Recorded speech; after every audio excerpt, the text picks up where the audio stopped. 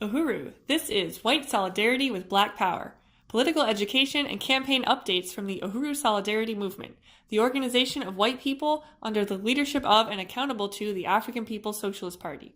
We organize in the white community for reparations to African people. Uhuru, my name is Hallie Murray and this is KC Mackey. Uhuru. And we are members of the Uhuru Solidarity Movement. We represent the Boston chapter, and this is our bi-weekly show, White Solidarity with Black Power.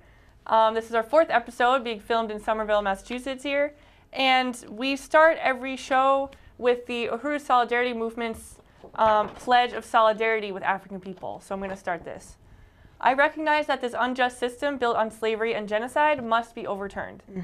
I pledge my solidarity with the struggle of Africans, indigenous, and other colonized peoples for self-determination, reparations, and independence in our lifetime. Yes. I recognize that Africans inside the U.S., Europe, and throughout the world suffer from a lack of self-determination and control of their own resources. Yep. I recognize that this system is built on war and violence against oppressed peoples, including the ongoing war against the African community that has destroyed the lives of countless black men, women, and children such as Mike Brown, Freddie Gray, Sandra Bland, Dominique Battle, and so many others. I pledge my solidarity with the struggles of Africans and other colonized peoples to reclaim their land, labor, resources, and self-determination. Uhuru. Uhuru. Uhuru is a Swahili word that means freedom, and in the movement we greet each other with it to keep freedom on our minds all the time. Exactly. And now Casey's going to read our 3 principles of unity that we have in the Uhuru Solidarity Movement. 1, we work under the leadership of the African People's Socialist Party. We were created by and are directly accountable to the party as a strategic front of the revolutionary struggle of African people to seize independence and reparations. Number 2, we stand in solidarity with African self-determination. That means we unconditionally uphold the right of African people to lead their own struggle. African people don't need our ideas, they need their resources back. And number 3, we organize in the white community for reparations to African people. Reparations are owed by the entire white population, not just the U.S. government, and we don't wait around for the U.S. government to pay. The reparations are a mass issue. So we go into our white communities to raise resources to the economic programs of the party. Uhuru, thanks Casey. So today's show, we will be interviewing Casey here about her recent trip to St. Petersburg, Florida, which is the international headquarters of the Uhuru Movement. She went there to work on the campaigns for Jesse Nevel for mayor of St. Petersburg and for Eritha Akile Cainion, who's running for District 6 City Council, which we discussed in our first show earlier. So, Casey, you recently went to St. Pete, Florida, the international headquarters of the African People's Socialist Party, which leads the Uhuru Movement for African Liberation. How long were you there for, and where did you go? So I wrote down some notes, so I'll just read a little bit from that. But I went for the first week of July, and it was only a week, but it really felt like 2 days because I was just constantly doing something. Yeah. And the reason I went was because the campaigns for Jesse for mayor and Akile for District 6 are the cornerstone of the work of the Uhuru Movement.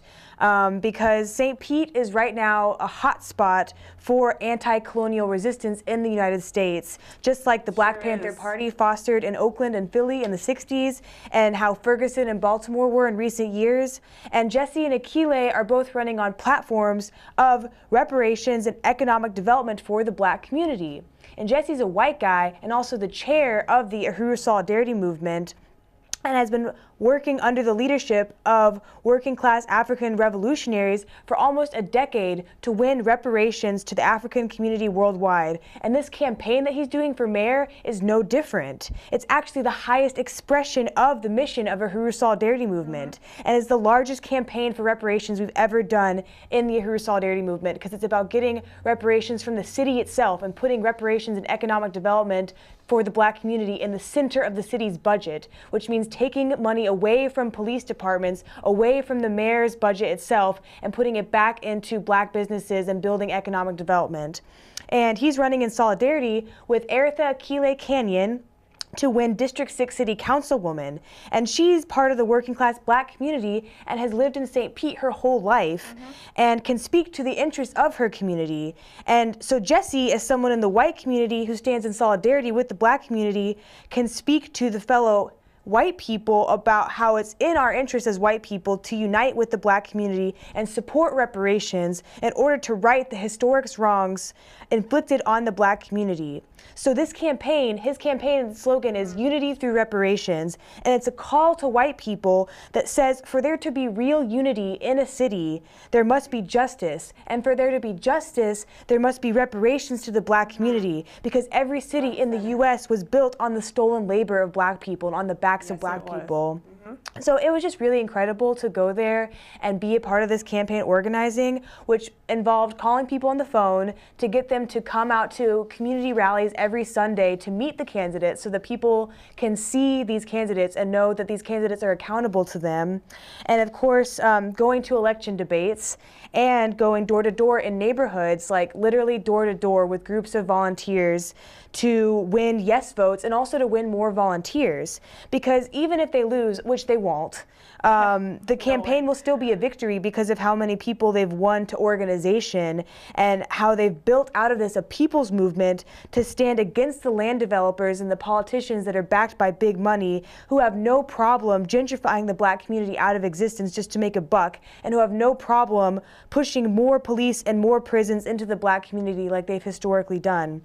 So, and what's awesome about these campaigns is they've been winning even white people to understand that every luxury that we have, that every dream for happiness that we have, comes at the expense of the Black community. That the midtown high-rises means more poverty in the Black community. That even the white neighborhoods with fancy shoe stores take away wealth from the Black community. So we're trying to get people to understand that these movements are about making a city where no one's living at the expense of anybody else. And people are won to that. And people love these candidates because they're tired of poverty and homelessness. They're tired of police brutality. They're tired of big money in politics. And they're won to understand that with these campaigns, reparations to the Black community is the solution to all these problems.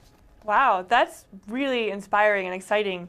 Can you talk more about what the responses were from people you went door knocking? Yes. What did they say when they opened the door? It was really exciting because people really hate the Ricks. The two, Rick Kreisman and Rick Baker, who are both the big money candidates for mayor that Jesse and Akile are up against. And there was actually some people who knew about how recently Tampa Bay Times, Bay News 9, and St. Pete College are excluding Jesse from the only televised mayoral debate happening July 25th. And more people are realizing that Tampa Bay Times is a garbage newspaper not to be trusted, and that their decision to only include Rick Kreisman and Rick Baker in the mayoral debate is because they've raised the most money, and how this is totally undemocratic and an insult to the people of St. Pete. And people were excited about Akile. When we went door to door, people were really excited about Akile and Jesse's campaigns, and were one to understand that their platforms are inseparable, that to vote for Jesse, you have to vote for Akile and vice versa.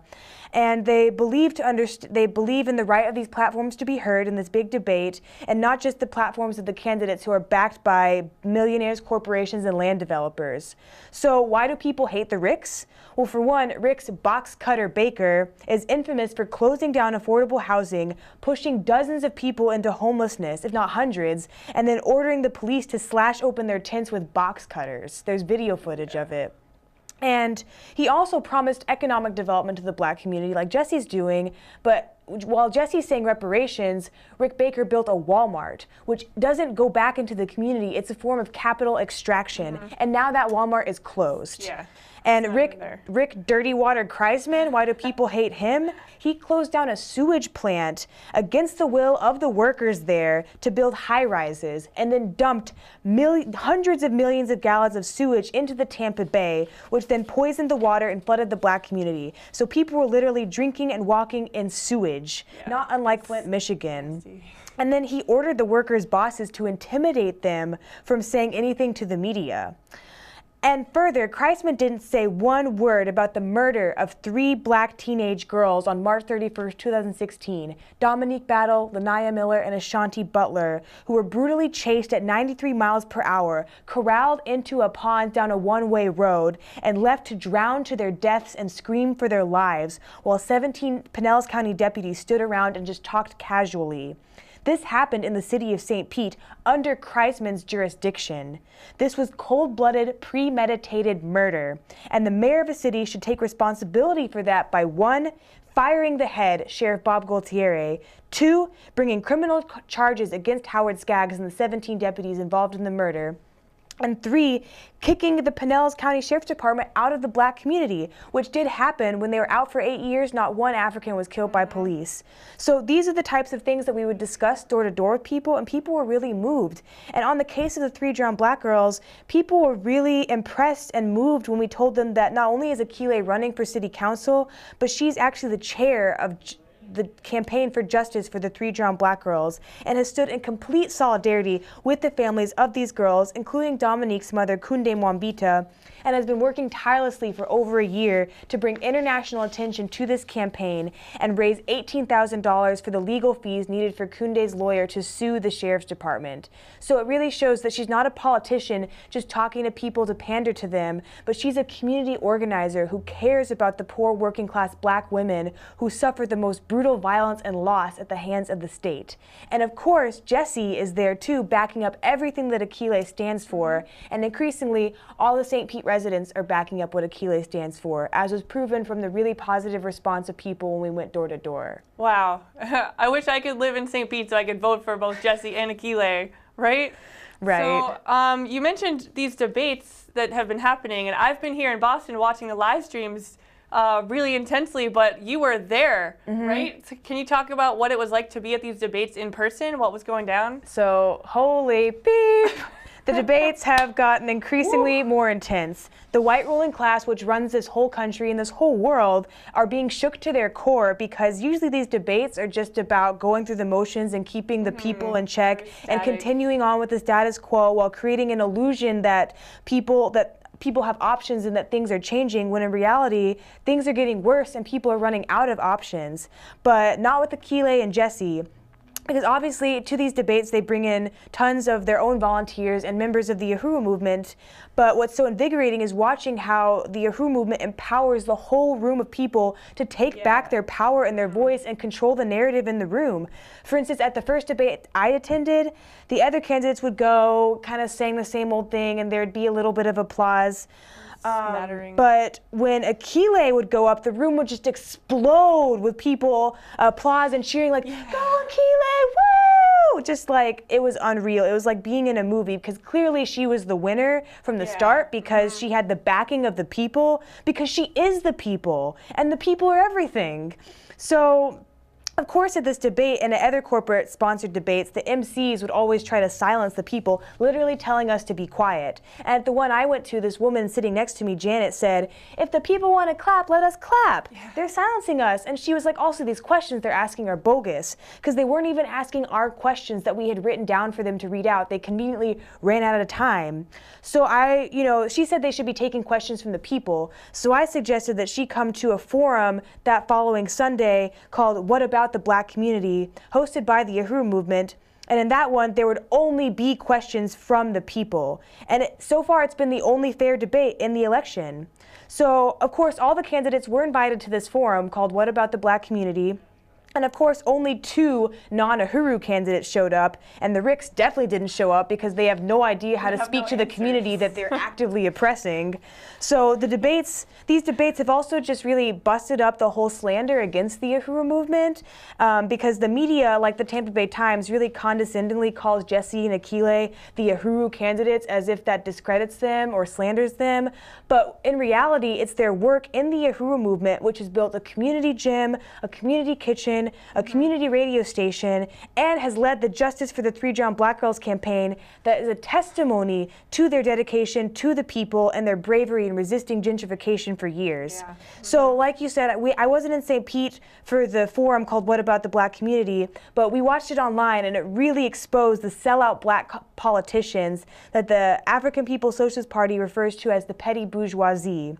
When asked her stance on the murder of the 3 drowned black girls by the Pinellas County Sheriff's Department, Akile's opponent and local NAACP President Maria Scruggs said she didn't believe the girls were murdered and that they shouldn't have stolen a car. And she said that in front of Kunde Mwambita, the mother of one of the girls. So we just really want to salute Kunde Mwambita, an amazing African working class mother and freedom fighter who has not stopped fighting for her girls who were murdered, because she stood up to Maria Scruggs and exposed her for the horrible sellout that she is. She stood up so fiercely and raised her voice so strongly against the continuation of the slander of her children. And Chairman Omala Yeshitela backed her up and said, even if they had stole a car, is Black life so cheap that stealing a car means you deserve to die? They could have stolen a whole lot of cars and they still didn't deserve to be murdered. This reminds me of why, in Boston, I quit a party called Scanners, which is run by a guy called Will Mayo. It's a techno party, and I quit when he said that he didn't believe that the girls were murdered. And I was told by one of his friends that he said, what did they expect? They were joyriding. This is criminal. This is a continuation of the genocide against Black children. Genocide. This is an insult to the Black community, and this is a white nationalist stance that basically protects the child murderers, the police, and the lies that they put out to cover up the genocide they are inflicting on the Black community every day. This is also silencing the Black community who lost their 3 girls that day and who have stood out in vigils and protests and proclaimed that this was murder. So it's clear that Maria Scruggs and Will Mayo do not side with the oppressed Black community. They side with the police. Later in the debate, this forum, the mayoral candidate who's going up against Jesse, who's basically a puppet of Rick Baker, her name is Mama T. Lassiter, said that Sheriff Killer Bob Gualtieri, who is a child murderer and who was the head of putting out the slander against Kunde and the 3 drowned Black girls, and lied about every single detail of the case and even called his deputies heroes. Mama T. Lassiter said that Bob Gualtieri wasn't that bad because he donated to her nonprofit.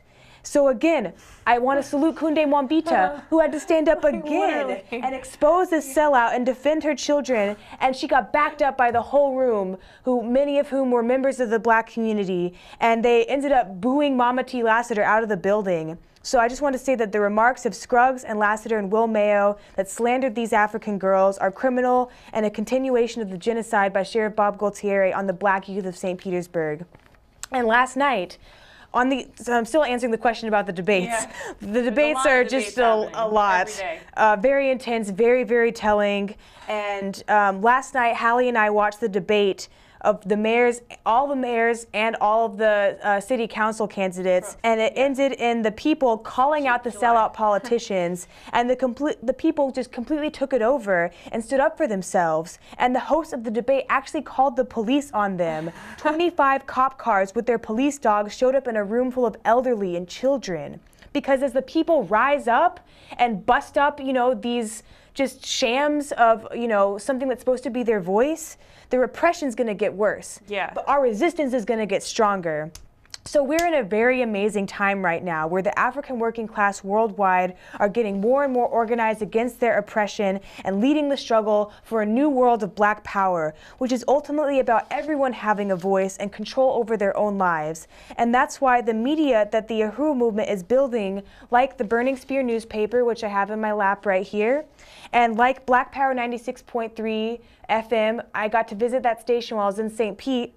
That kind of media that's controlled by the African working class and puts out their own narrative is so important because it puts out the truth of what happens from the perspective of the African working class people who live under the most wretched conditions because their resources are being stolen from them every single day. And of course, these media is so important because corporations like the Tampa Bay Times just lied about everything that happened at these debates and contributes to the horrible slander against the African working class. Yeah.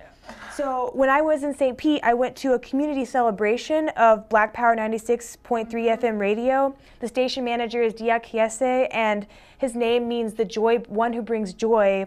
And that was so obvious because he's brought together with this station so many community members who are empowered to have their own show and get to put out their own thing and just really find purpose, even living under white power and colonialism. And it was so joyful and empowering to see how the Uhuru Movement gives an actual voice to the oppressed, a voice. When I say that, I mean not just a megaphone, but a newspaper and a radio station. And this is the essence of the Uhuru Movement. And if white people want to join this new world, this world of black power, and get on the right side of history, then join the Uhuru Solidarity Movement. And you don't have to be in St. Pete to do it. We have a burgeoning chapter in Seattle, in Portland, and in Boston. So if you're in Boston, join the Uhuru Solidarity Movement Boston and build the culture of reparations and solidarity with black power. Uhuru, I know. I'm just so grateful for the Uhuru Movement for creating this place for white people like us who want to do something. They created this place for us to be in solidarity with their efforts. And, you know, we organize for reparations, and I'm so honored to be working under the leadership of the African People's Socialist Party, you know, being on the front lines of building a new world. So thank you for all of that so far, KC.